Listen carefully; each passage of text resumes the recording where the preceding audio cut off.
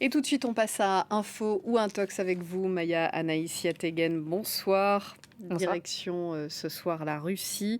Au lendemain de l'enterrement d'Evgeny Prigojine à Saint-Pétersbourg, des membres de Wagner affirment que le Kremlin a lancé une campagne pour effacer toute trace de leur mouvement dans le pays, en commençant par les cimetières.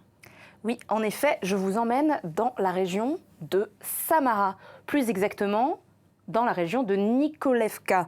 Pourquoi est-ce que nous allons là-bas? Parce que cette vidéo y a été tournée par un sympathisant de Wagner. Vous reconnaissez sur le t-shirt le logo de la formation qui était dirigée par Prigojine. Cette vidéo, elle a été tournée le 25 août, soit 2 jours après le crash qui a coûté la vie au patron de Wagner. Cette personne s'insurge car il se trouve dans un cimetière dédié aux combattants, aux mercenaires de Wagner, et il affirme que les tombes ont été tout simplement supprimées, que les croix, vous le voyez sur cette vidéo, les croix ont été arrachées, empilées les unes sur les autres. Vous allez voir aussi des couronnes de fleurs aux couleurs de Wagner qui ont été supprimées, empilées les unes sur les autres. Il s'insurge, il dit tout a été démoli. Qu'est-ce que vous faites? C'est un sacrilège. Toutes les tombes ont été rasées. La vidéo est devenue virale. Elle a été vue plus d'1 million de fois sur Facebook, sur Twitter, sur TikTok. Et des partisans de Wagner, mais aussi des comptes pro-ukrainiens, ont affiché une explication. C'est que le Kremlin serait en train de supprimer toutes les traces de Wagner après la mort de leur patron, Prigojine. Qu'en est-il réellement? Eh bien, en réalité, comme on peut le voir sur cette photo qui a été proposée par un média pro-russe qui s'appelle le Daily Storm, c'est que ces travaux, ils auraient été prévus bien avant la mutinerie de Wagner et bien avant la mort de Prigojine. Ce qui est intéressant sur cette photo, qui dit Aleia Slavia, l'allée de l'honneur, de la gloire, c'est que les travaux étaient prévus pour débuter le 14 août 2023 et pour terminer quelques jours plus tard. Si on zoome un tout petit peu, on voit même le projet qui était pensé à l'époque, des pyramides de roches, de granit, sur une dalle de béton coulé. On voit donc qu'il n'y a plus les croix de béton, qu'il n'y a plus les couronnes de fleurs, et que, selon le Daily Storm, ces projets étaient déjà bien engagés avant la mort du patron de Wagner. Ces modifications, elles auraient donc été décidées avant le crash de l'avion de Prigojine le 23 août. Exactement. Alors quand on regarde sur cette vidéo, on voit Prigojine le 15 avril, le jour de l'inauguration du cimetière de Wagner de Nikolevka. Il révèle la stèle dédiée au Wagner. Cette vidéo a été postée par un média local de la région de Samara, 63.ru. Il faut savoir que depuis le début de la guerre en Ukraine, de nombreux cimetières Wagner ont vu le jour et que selon l'administration du cimetière qui a été contactée par le Daily Storm, eh bien Prigojine, dès le 15 avril, aurait demandé à ce que ce cimetière soit rapidement mis à neuf, amélioré, à ce que le complexe entier soit amélioré.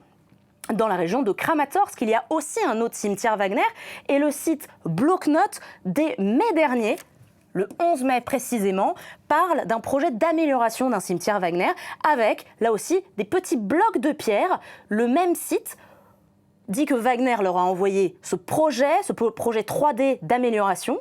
Et un peu plus tard, en juillet, le 11 juillet, nous avons un site créé par des journalistes indépendants russes, ukrainiens et biélorusses, le Vodtak, qui dit que les pyramides ont été installées, donc c'est une version un peu améliorée des blocs de pierre, mais des pyramides avec les noms des mercenaires et un logo, ce qui prouverait qu'effectivement, ces pyramides qui font référence, qui sont appelées des dents de dragon et qui font référence aux défenses anti-chars ukrainiens posées par les Wagner, eh bien que ces projets d'amélioration prédataient la mutinerie de Wagner et la mort de leur chef.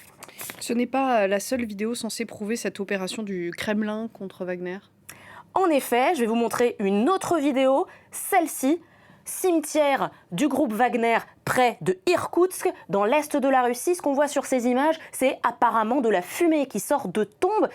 Les personnes qui ont propagé cette vidéo expliquent que le Kremlin serait là aussi en train de supprimer les traces de Wagner, d'un cimetière de combattants Wagner, de mercenaires Wagner.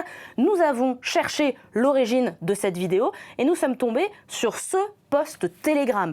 Ceux qui propagent cette vidéo expliquent qu'elle est récente. En réalité, elle date du 17 avril. Elle est issue du peuple du Baïkal, plus de 2 mois, donc 17 avril, avant la mutinerie du groupe Wagner. Et ce site explique qu'il y a une explication scientifique. Des ouvriers étaient en train de creuser des tombes à ce moment-là de l'année, sauf qu'en mars, en avril, en Russie, la terre est gelée et pour pouvoir creuser de nouvelles tombes pour les combattants Wagner, il fallait allumer des feux pour décongeler la terre. Ces 2 vidéos, elles ne prouvent donc pas que le Kremlin agit en ce moment pour effacer les traces de Wagner, mais est-ce qu'on peut être sûr qu'une telle opération n'existe pas? Eh bien malheureusement, les observateurs de France 24, nos équipes à France 24 sont incapables de réellement donner plus de preuves, une explication, une réponse définitive à cette question. Nous sommes en train de chercher ça, mais pour l'instant, nous ne pouvons pas conclure à une éventuelle opération du Kremlin pour faire disparaître Wagner. La seule chose que nous pouvons dire, c'est que 2 jours après le crash et la mort de Prigojine, Vladimir Poutine, le président russe, a signé un décret qui oblige les membres de tout groupe paramilitaire à jurer fidélité et loyauté à la Russie. Merci beaucoup Maya Anaïs Yategan. Vous restez avec nous, on se retrouve dans une demi-heure pour un nouveau journal. D'ici là, c'est l'édition spéciale du Journal de l'Afrique consacrée au coup d'État au Gabon.